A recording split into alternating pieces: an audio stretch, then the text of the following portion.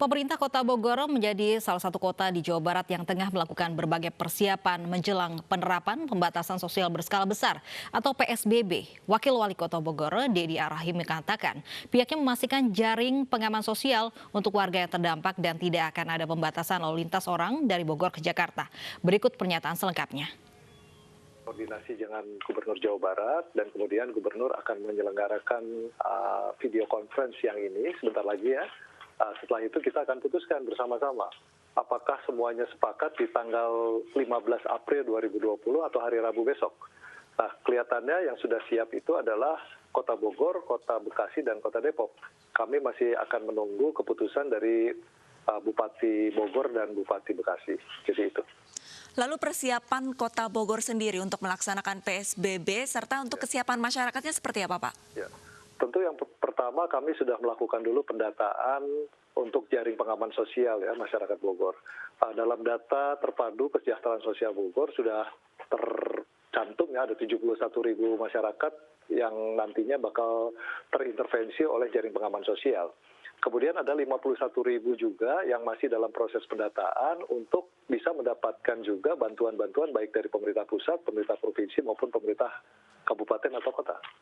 Baik, saat ini masih melakukan pendataan. Lalu Pak, apakah ada poin-poin yang berbeda diketahui kalau Jakarta sudah 3 hari diberlangsungannya PSBB? Lalu untuk Kota Bogor sendiri, poin-poinnya apa saja Pak? Sejauh ini kami sudah koordinasi juga dengan Gubernur DKI. Ya, pada prinsipnya kita bersepakat Pergub DKI ini akan kita adopsi. Sehingga apa yang menjadi ketentuan yang ada di dalam Pergub DKI paling tidak akan diturunkan dalam bentuk perwali di Kota Bogor. Nah, kita tinggal mempersiapkan 2 SK ya. SK yang pertama adalah SK pemberlakuan teknis PSBB-nya itu sendiri. Dan yang kedua tadi SK tentang siapa saja mereka yang mendapatkan alokasi untuk dana jaringan pengamanan sosial di Kota Bogor. Nah, kemudian juga kalau yang untuk poin-poinnya tentu kurang lebih 99% lah mirip, kecuali nanti kita lihat ya dalam 1-2 hari ini apakah ada hal-hal spesifik yang berbeda dengan DKI.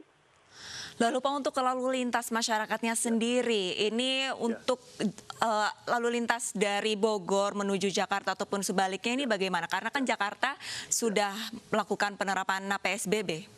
Ya. Jadi kalau dari hasil monitoring di lapangan ya, untuk penurunan jumlah penumpang di Terminal Baranang Siang lebih dari 50%. Kemudian yang kedua di Stasiun Bogor juga sudah lebih dari 50%. Demikian juga di Jagorawi. Jadi sebetulnya dengan pemberlakuan PSBB di Jakarta ini sedikit banyak berpengaruh besar ke Kota Bogor. Tinggal sekarang bagaimana kita juga mengelola perbatasan-perbatasan yang bukan dengan DKI.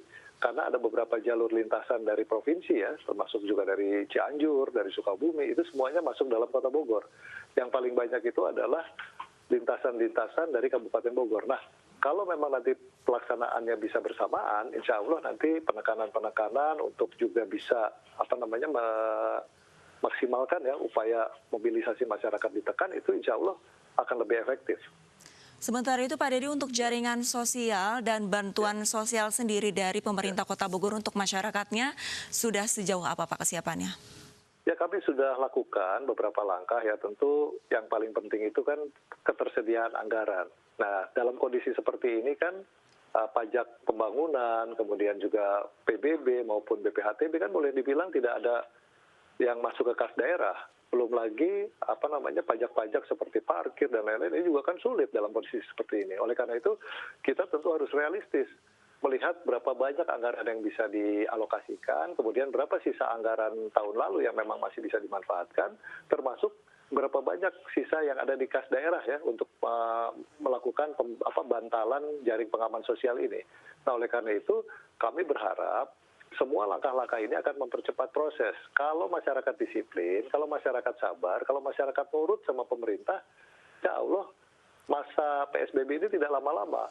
Jadi kalau memang kita bisa targetkan 1 Syawal 1441 Hijriah itu kita bisa sholat Id, kan itu bagus.